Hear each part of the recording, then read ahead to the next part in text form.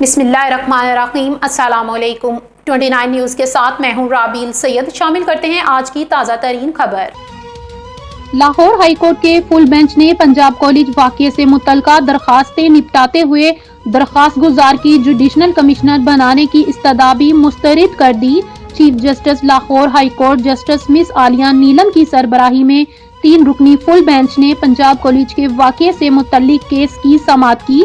Full bench में justice आली ज़िया बाजवा और जस्टिस अबहर गुल खान शामिल थी। दौरान समाअत FIA के डायरेक्टर SSP इन्वेस्टिगेशन और deputy attorney general Asad Bajwa पेश हुए।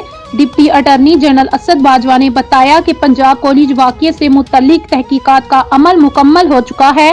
पंजाब कॉलेज में किसी बच्ची के साथ ना तो ज्यादती हुई और ना हरास करने का कोई वाक़या पेश आया।